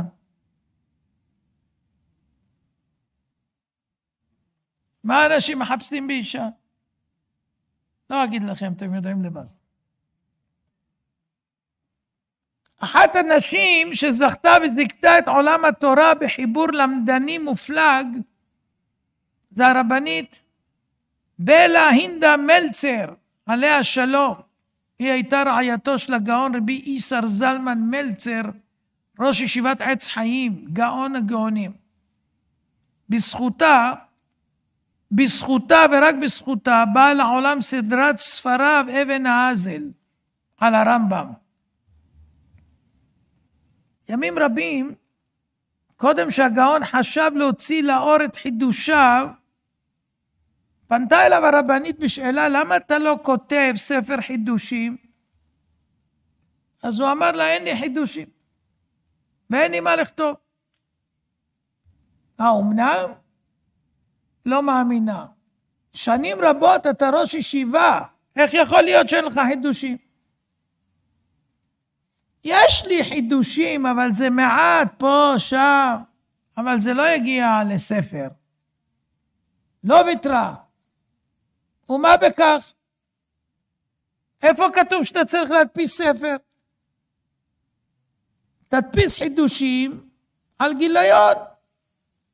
ואחר מכן תדפיס על עוד גיליון. עד שיגיע המצב שיהיה ספר. החליט לשמוע בקולה. והתחיל לאסוף חידושים. גיליון ראשון. חודשים, שנים, עוד גיליון, עד שיצאה סדרת הספרים אבן האזל, חיבור מופלא ומקיף על הרמב"ם. רבי איסר זלמן מלצר, כמו רבי עקיבא בשעתו היה חוזר ואומר כל העת, הכל בזכותה של הרבנית בלה הינדה, הכל בזכותה. וכך הוא כותב בהקדמה לחלק השלישי של ספרו. ברכה מיוחדת הנני קובע בזה לרעייתי הרבנית, אשת חיל מן נשים באוהל תבורך, מרת בלה הינדה תחיה, בת הרב הצדיק הנדיב המפורסם, מורנו הרב שרגא פייבל זכר צדיק ברכה, אשר יש לה חלק גדול בספרי הראשון והשני, שנוסף לטרחתה מרובה בשמירת בריאותי, ובמונעה ממני כל תרדה חיצונית, הנה כל עבודת הספרים עליה. והוא פורט ומונה את הדברים כמונה מרגליות, וממשיך, והיא המריצה אותי בהדפסת ספרי הראשון, והסירה ממני כל המניעות והקשיים הכרוכים בהוצאת ספר רב הכמות, בהשגת הכספים לזה, וגם העתיקה בכתב ידה את כל הכתבים למסור אותם לדפוס. והיא התעסקה בכל עבודת ההדפסה וההפצה. ועל ידי זה הייתה לי האפשרות להתמסר אך ורק לעבודת העיון בחידושי ובסידור ספרי, ישלם להשם כפעולה. יש עוד לציין, היא הייתה ידועה כאשת חבר מלומדת וחכמנית, ובעת שהייתה מעתיקה את כתב ידו של בעלה להכין ולערוך לדפוס, הייתה גם מעירה לו הערות רבות בתוכן הדברים, ומתפלפלת איתו כאחד התלמידים, ויהי הדבר לפלא. אנחנו מתקרבים לסיום. תכיני בבקשה את הסרט בר מצווה לשופר. אחריות כבדה נושאת האישה על כתפיה לשמור את הבעל בדרך התורה והמצוות ולגרום לו לעלייה ולא חלילה ירידה. מעשה נורא סיפר הגאון רבי אליהו דושניצר מפיו של הגאון רבי אלעזר משה הורוביץ מגאוני הדור הקודם, שמעיד כאלף עדים עונש נורא ואיום לנשמה של מי שגורמת לבעלה ירידה רוחנית. בעיר כלם חי יהודי מכובד, סוחר מצליח ובן תורה. קראו לו רבי נטע. הייתה לו בת יחידה. הגיעה לפרקה והסיע אותה לתלמיד ישיבה מתמיד. העניק לה ולו 100 רובל והבטיח לסמוך אותם על שולחנו 3 שנים. ישב החתן בנחת ובשלווה, מסולק מדאגות וטרדות פרנסה, ובסוף התקופה באה אישה לבעלה ואמרה לו, וכי תאמר, מה נאכל אם תאמר ותהגה כל היום דברי תורה, מה נאכל, מה נתפרנס? זאת אומרת 3 שנים חיינו על חשבון האבא, עכשיו אנחנו לא על חשבונו. אז מה יהיה? מה נאכל? אמר לה, מה יעשה ונפשי חשקה בתורה? אבל האישה איתנה בדעתה, אני לא מבקשת להניא אותך מהתורה חלילה, אבל בוא נפתח חנות קטנה מכספי הנדוניה ונתפרנס. אתה תשב ותלמד, אני אעמוד בחנות ואביא טרף לביתי. ומה זה דורש ממני? 2-3 ביום. כל שאר השעות אני אעמוד בחנות. והיא נשבעת לו, בהן צדקי. הסכים. נפתחה החנות, התנהל הכל על מי מנוחות. ישב ולמד, והאישה עמדה בחנות. זה ארך רק 3 חודשים. החל סחף מבית המדרש לעסק. הוא נמשך יותר ויותר לחנות, השעות הפכו ל6. בתוך 2 כל כולו היה בעסק המשפחתי. לא ראה צורת דף גמרא. ואז הראה דבר במוצאי שבת, אחר חצות לילה, הבית של האברך שהיה לשעבר היה חמים ונעים. בחוץ סופת שלגים. דלת הבית נפתחה ובעלת הבית הלכה לסגור את הדלת.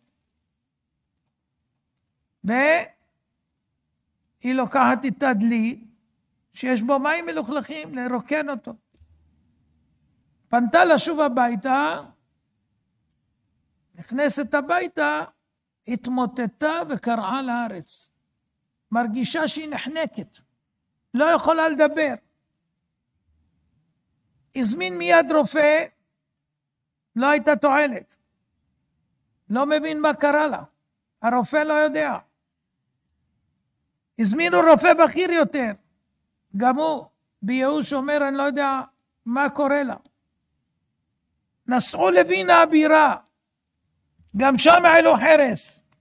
אף אחד לא הצליח להבין למה יש לה תחושת חנק נוראה. ואז עלה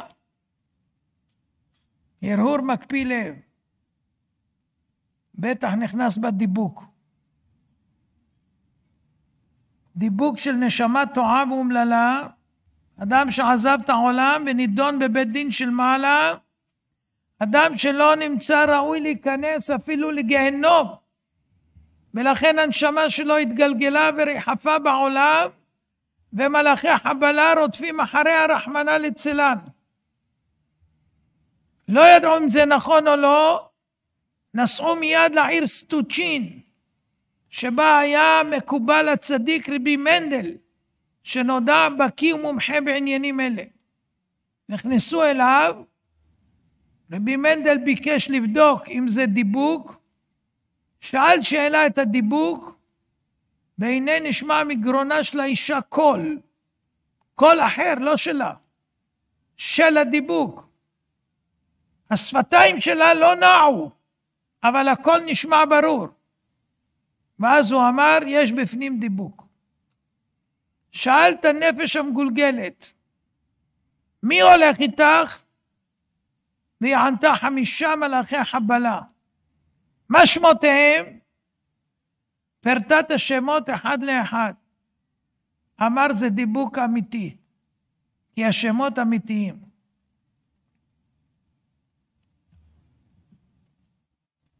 מי זה היה?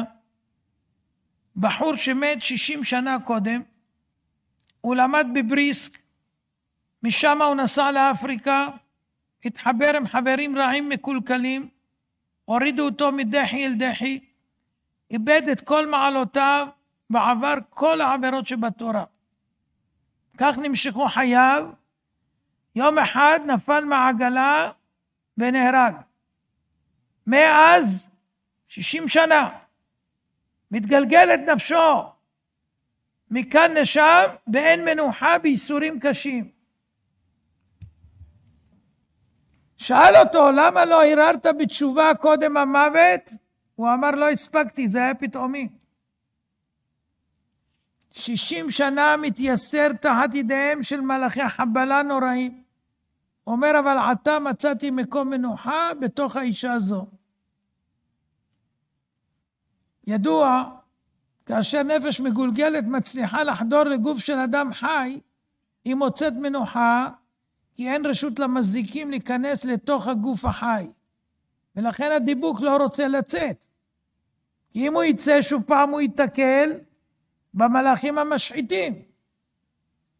שאל אותו רבי מנדל, למה נכנסת לגוף האישה אומללה זו? באיזה זכות אתה גורם לאיסורים נוראים? ואז שמעו צחוק פרוע מהגרון של האישה, צחוק של הדיבוק. אמא של האישה הזאת ואמא של הבעל שלה, שהן נמצאות בעולם האמת, הרעישו עולמות למעלה והתאמצו ככל יכולתן שאני אכנס לגוף של הבת הסוררת הזאת, שהדיחה את בעלה מללמוד תורה קדושה, כדי לעורר אותה למעשיה הנפשעים. אם לא הייתי נכנס אליה, היא הייתה מתה בחטאותיה, ולא הייתה לה תקומה לעולם, לא בעולם הזה ולא לעולם הבא. פנה הרב מנדל לבעל, אתה מבטיח לשוב לתלמוד? מבטיח.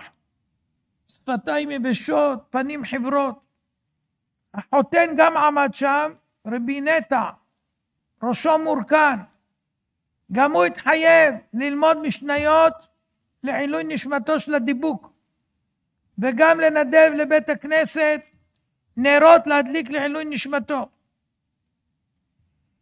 מכיוון שכך הושיב רבי מנדל את האישה על כיסא במרכז החדר, קיבץ מניין אנשים לפניה, קראו פרקי תהילים, עמד מאחוריהם, ייחד ייחודים בלחשו, לפתע נפלה אישה מעל הכיסא, התגלגלה על הארץ, ונשמע קול אדיר מתוכה, שמע ישראל, אדוני אלוהינו, אדוני אחד.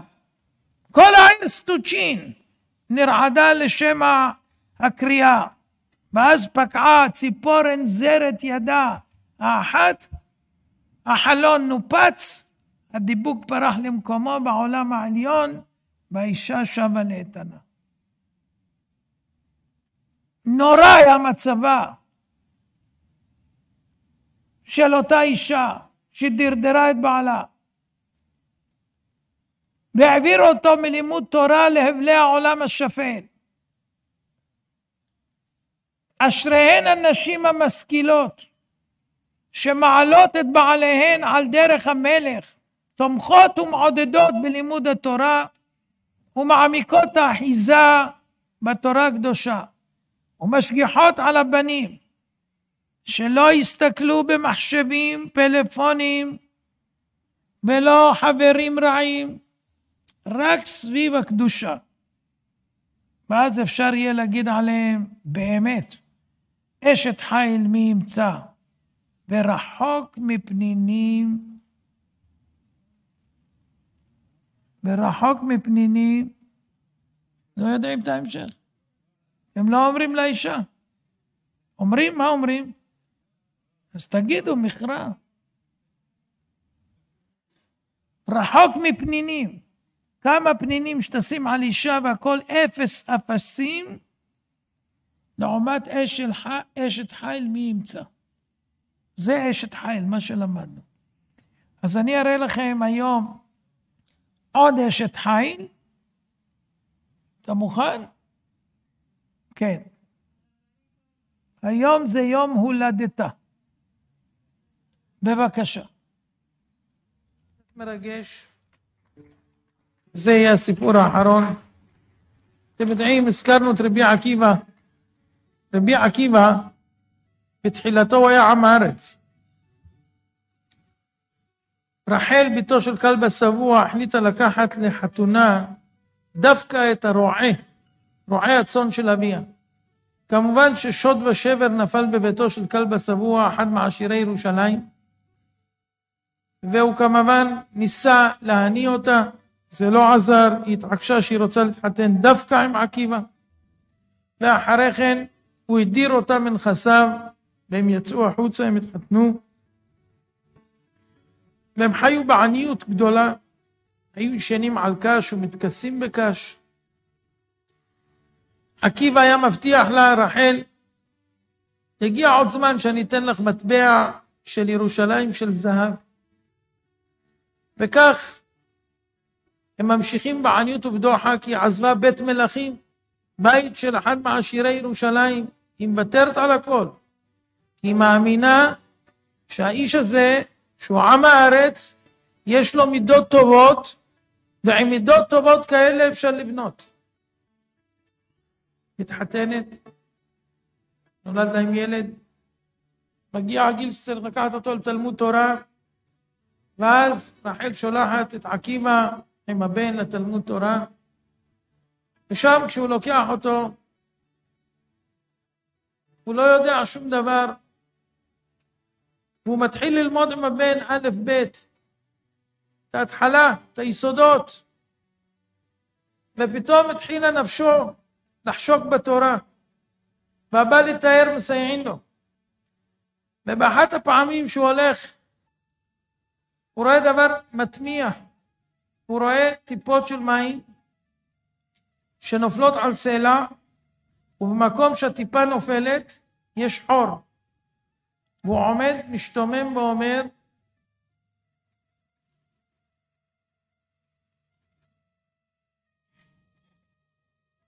מה אומר? אבנים שחקו מים, את האבנים שחקו מים, איך ייתכן? מה כוחה של טיפה לעשות רושם בתוך סלע? אז הוא עומד ומתבונן, הוא מנסה להבין כיצד ייתכן שטיפה ועוד טיפה ועוד טיפה ועוד טיפה ועוד טיפה ועוד טיפה ועוד טיפה ועוד טיפה ועוד טיפה ועוד טיפה, ועוד טיפה, ועוד טיפה, ועוד טיפה, ועוד טיפה, ועוד טיפה, ועוד טיפה, ועוד טיפה, ועוד טיפה, ועוד טיפה, ועוד טיפה, ועוד טיפה, עושה חור בסלע. היה קשה לו להבין, איך זה יכול להיות טיפה, ועוד טיפה, ועוד טיפה, עושים חור בסלע. אבל הוא הבין שטיפה ועוד טיפה ועוד טיפה עושים חור בסלע. למה? כוח ההתמדה של טיפה ועוד טיפה ועוד טיפה יכול לעשות חור בסלע. אז הוא למד קל וחומר. אם טיפה ועוד טיפה ועוד טיפה יכולים לעשות חור בסלע, קל וחומר בליבו של עקיבא.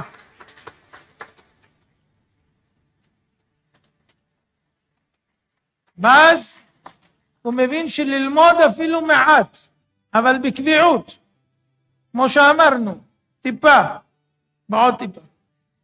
זה יכול לגרום שהאדם יגיע למשהו. לבוא להרצאה ולשמוע שפריץ של שעה, שעתיים, זה לא עושה הרבה.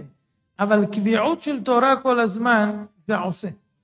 חוזר הביתה מתפעל, מספר לאשתו, ואשתו אומרת לו, חשקה נפשך בתורה, אני מוכנה ליטול עליי את העול של הבית, אני אדאג לילדים, חינוכם, ואתה צא לדרך. לך ותלמד תורה. כשתחפוץ, תחזור. עליי. עקיבא יוצא לדרך. 12 שנה נעדר מביתו. 12 שנה רצופות, לא מכתבים, לא שליחים, שום דבר.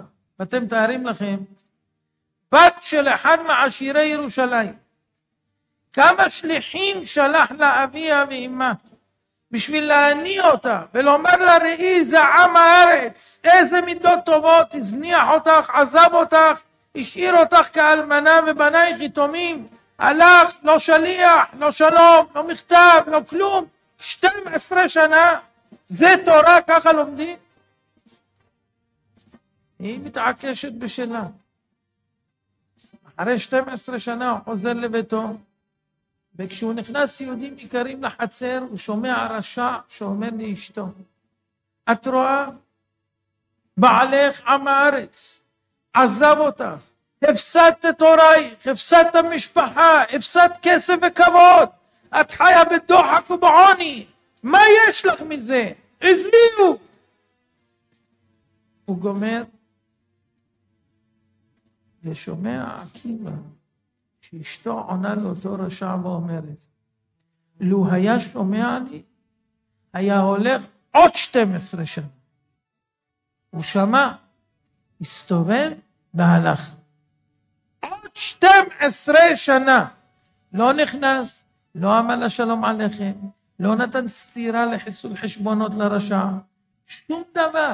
הסתובב והלך עוד 12 שנה. אחרי 12 שנה יהודים יקרים, הוא חוזר הביתה כרבן של כל ישראל, גדול הדור מלאך אלוקים. כל התורה שבעל פה שיש לנו של רבי עקיבא, מגיע עם 24,000 תלמידים, תנאים קדושים, שהקטן שבהם חיי מתים, ומתלמידיו רבי שמעון בר יוחאי ורבי מאיר בעל הנס. הוא חוזר בחזרה לעירו. ויהודים יקרים ששומעים שרבן של כל ישראל מגיע, יוצאים באלפיהם וברבבותיהם וממתינים לו. והוא מגיע עם תלמידים.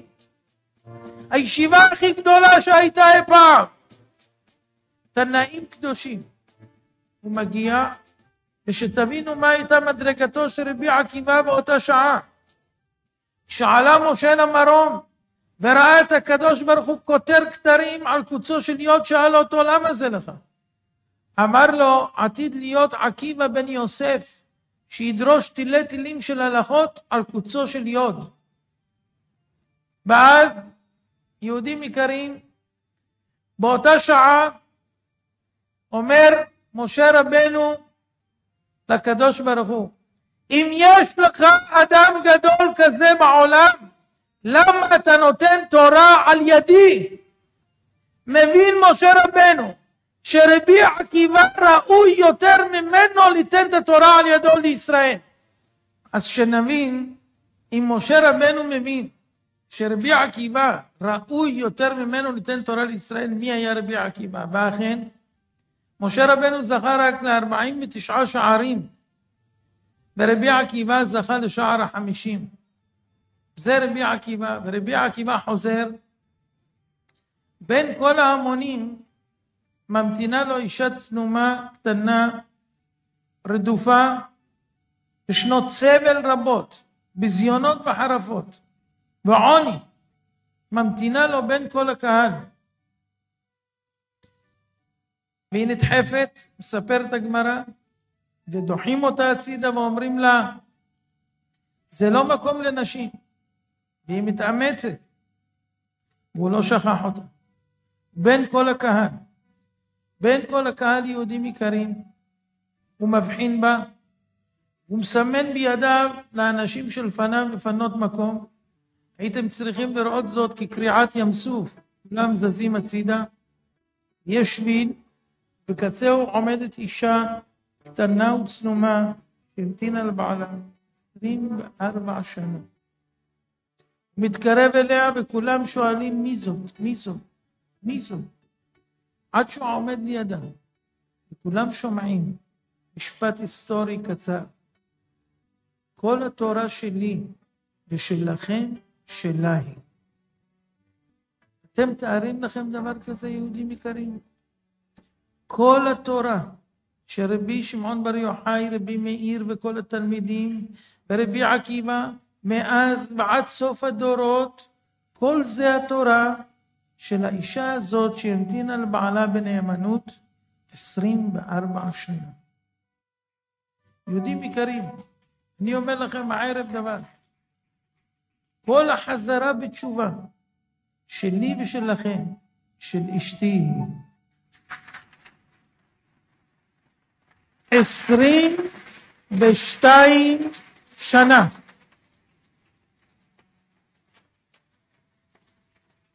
22 שנה להמתין עד השעות הקטנות של הלילה, לגדל את הילדים, זה לא דבר פשוט.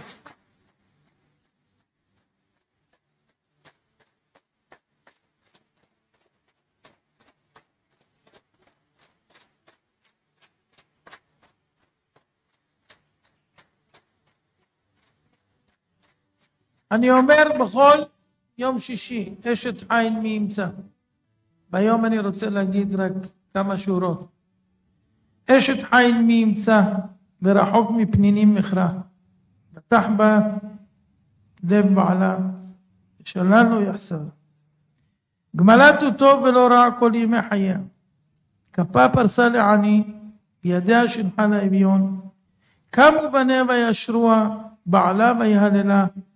רבות בנות עשו חיל, ואת עלית על כולנה. תנו לה מפרי ידיה, ויהללוה בשערים מעשיה.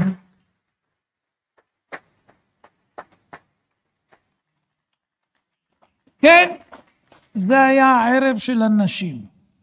עכשיו אתם צריכות לבנות את הבתים, אף פעם לא מאוחר, גם אם לא הצלחתם עד עכשיו, אפשר להתחיל מחדש. למי שיש שאלות, בבקשה. כן, באמצע שמה, תרימי את היד.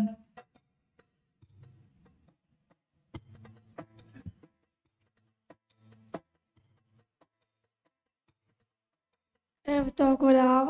ערב טוב. דבר ראשון, תודה רבה על ההרצאה. יש לי שאלה ועוד שתי ברכות אם אפשר. השאלה שלי היא כזאת.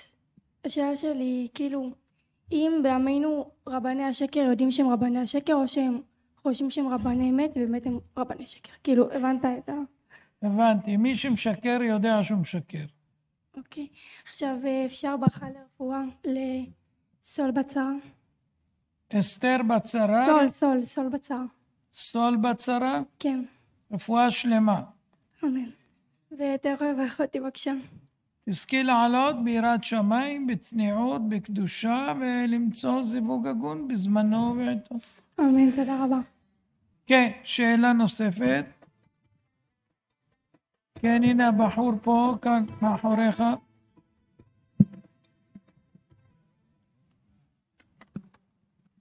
אין לי שאלה, רק אני אשמח לאיזה ברכה לזיווג של דוד שלי, קשה לו למצוא אישה, אם אפשר. הוא דתי או לא? הוא משתדל כמה ש... משתדל. תגיד לו שישמור שבת בעזרת השם יתברך, כדי שיוכל לקבל את הכלה. בסדר. כן. תודה רבה, כבוד הרב. פה יש שאלה, שורה ראשונה.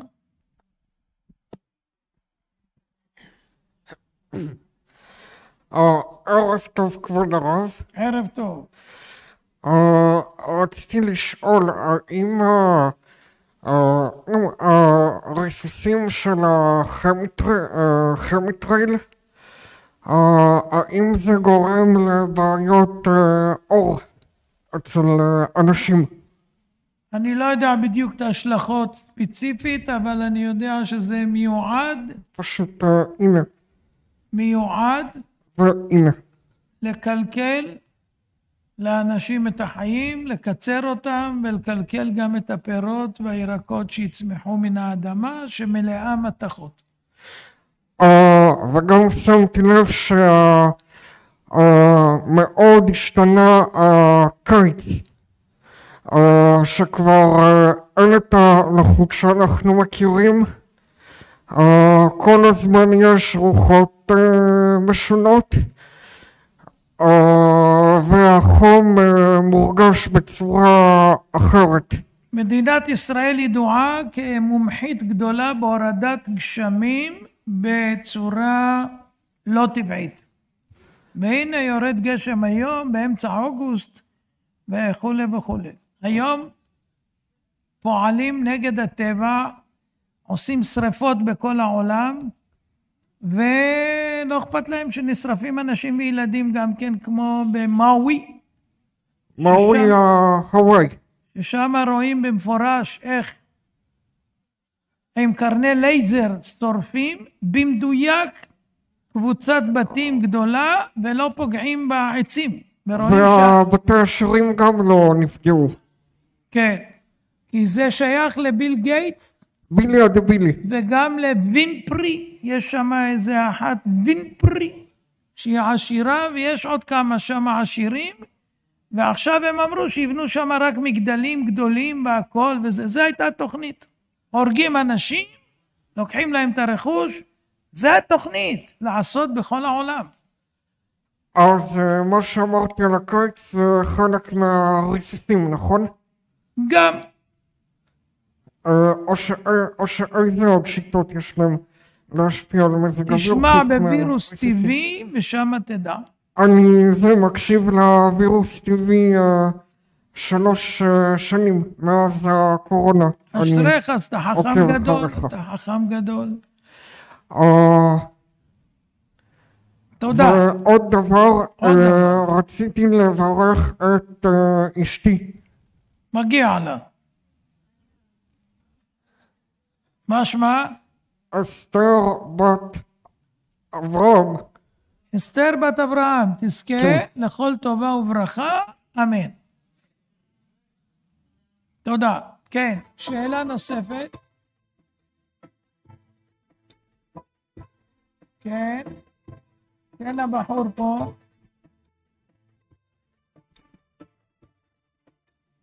שלום כבוד הרב. שלום. אם אפשר רק ברכה בבקשה לפרנסה טובה. זה הכל. תורה יש, הכל יש, אישה הכי טובה יש, ילדים טובים יש, הכל יש. אישה וילדים טובים יש. נשאר לך רק פרנסה? כמה שעות אתה לומד? שעתיים בערך. בערך זה גם לא טוב. תוסיף עוד שעה. 3 שעות לא בערך בדיוק. בעזרת השם. אם אתה מקבל, השם ייתן לך פרנסה טובה בנקל. אתה יכול בבקשה גם לברך את הבן שלי, גם יש לו יום הולדת, דוד בן ירדן. דוד בן ירדן, יהיה תלמיד חכם בעזרת השם. להיות תלמיד חכם וירא שמיים. כן, שאלה פה לבחור בצד.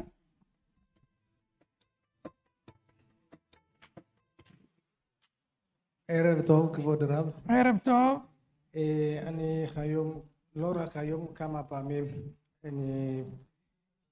בקיצור, האמא שלי חולה, מעל חצי שנה, מעל פסח, מפסח עד עכשיו היא לא אוכלת. דתייה? כן, דתייה, והרופאים אמרו לה 50% הצלחה. אז היא מפחדת לעשות ניתוח. היא צנועה? היא צנועה, כן. כיסוי ראש? כן. גרביים? הכל. בטוח? בטוח. אם זה בטוח, אני אמשיך. הלאה. מה יש לה? זה מה? גידול בכבד. כן. אז אמרו לה זה קשה. מה אומרים מומחים חוץ מאלה שהיו אצלהם? הבאתם עוד אחרים שיגידו? לא לסמוך אף פעם על רופא אחד. 3 פעמים עשינו בדיקה ואמרו אותו דבר, זה סיכוי קטן. עזוב, זה אותו מקור, אני שואל. צריך להביא מומחה ממקום אחר שילמד את התיק וייתן עצה, לא לסמוך אף פעם על רופא אחד. האמת, אני לא עשיתי המצב כלכלי. אם תעשה לא מאפשר, אז הם מסתכנים. אין מה לעשות, מסתכנים. אני מאמין, הברכה של כבוד הרב. אני יכול לתת ברכה, אבל צריך לעשות גם על פי הטבע. לא לסמוך רק על נס. צריך גם טבע. אם עושים על פי הטבע מקסימום, ואז נותנים ברכה, יש סיכוי. אבל אם לא עושים על פי הטבע ורוצים שהרכבת תעצור מתי שבן אדם עומד על המסילה, על ידי ברכה, זה בעיה. תנסו לגייס את הכסף. חשוב, אמא השקיעה בכם כסף יותר ממה שאתם חולמים שאתם צריכים לשלם עכשיו, בשביל רופא מומחה. היא הוציאה עליכם מיליונים. אז מגיע להזיר לה. מה השם של האמא? מלכמה בת ברצ'קו. השם יזכה אותה בעזרת השם לצלוח את הכל ולהישאר חיה. אמן. שאלה אחרונה. כן, הגברת שם.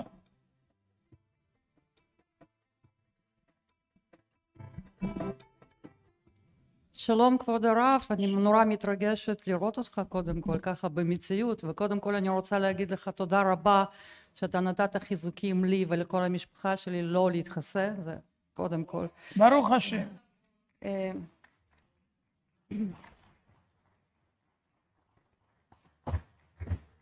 וגם תרגמנו אותך לרוסית, אז כל הרחוב שלנו מכיר אותך. יפה מאוד, יש לכם זכויות גדולות. כן, אז שאלה שלי היא כזאת, אבא שלי זיכרונו לברכה נפטר שנה שעבר, והוא היה יהודי מנותק, כמו מברית המועצות, קומוניסטים, אתה מכיר את הסיפור, כן? לפני, כשהוא היה כבר חולה, כן, חודשיים לפני שהוא נפטר, הוא פעם ראשונה בחיים שלי הניח תפילין. למה? כי אני ביקשתי. כן, ובסוף הוא נפטר, וכמובן 11 חודשים כרגיל, כן, כאילו קדיש והכל. עכשיו, אתה אמרת שבתחיית המתים, היהודים שלא שמרו מצוות תורה ולא למדו תורה, הם לא יקומו, כאילו, הם לא יחזרו. אז מה יהיה עם נשמות האלה? בעצם זאת השאלה. השאלה היא ככה, מה יעשו אלה שנפטרו ולא הספיקו לעשות שום דבר מהעצות ששמענו הערב? אם אתם תתרמו כסף ללומדי תורה, לטובת נשמתו, כתוב בצל הכסף, בצל החוכמה. זאת אומרת, מזכים את הבן אדם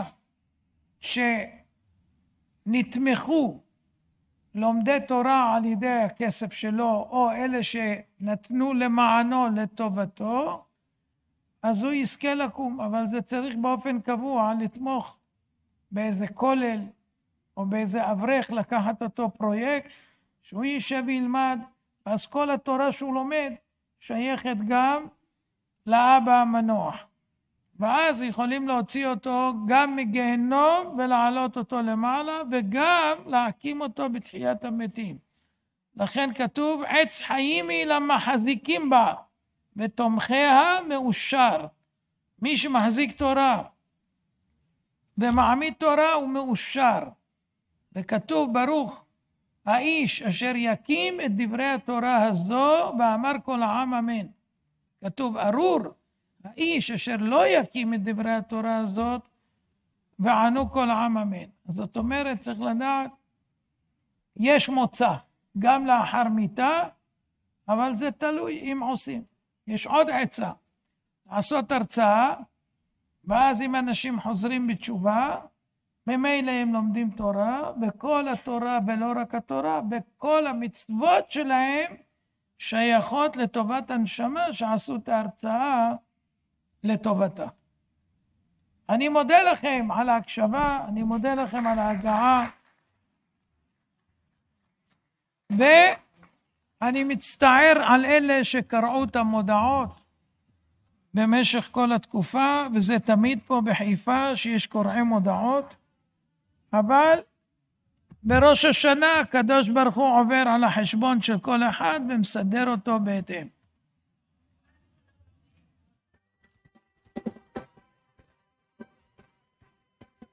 הכל יודעך והכל ישבחך והכל יאמרו והכל יאמרו כן קדוש כשם.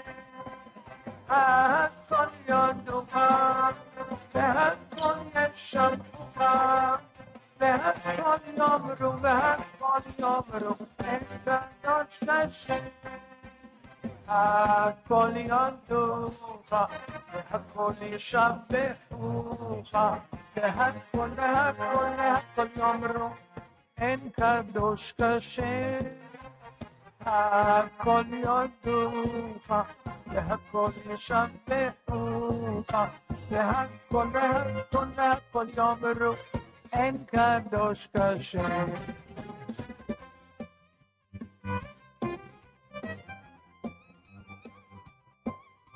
והכל יאמרו והכל יאמרו כן קדוש כשם. הכל יודעך והכל ישבחוך והכל יאמרו והכל יאמרו כן קדוש כשם.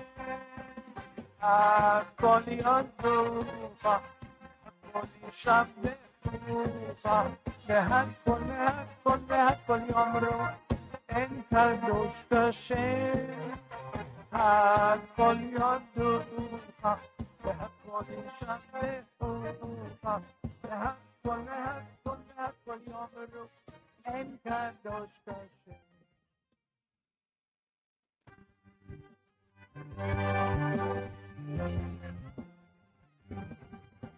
ושמחת בימיך והיית אך שמח. ושמחת בימיך והיית אך שמח. ושמחת בימיך והיית אך שמח. ושמחת בימיך והיית אך שמח.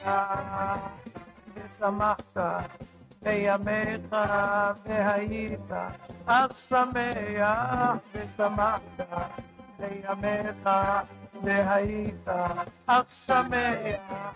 ושמחת בימיך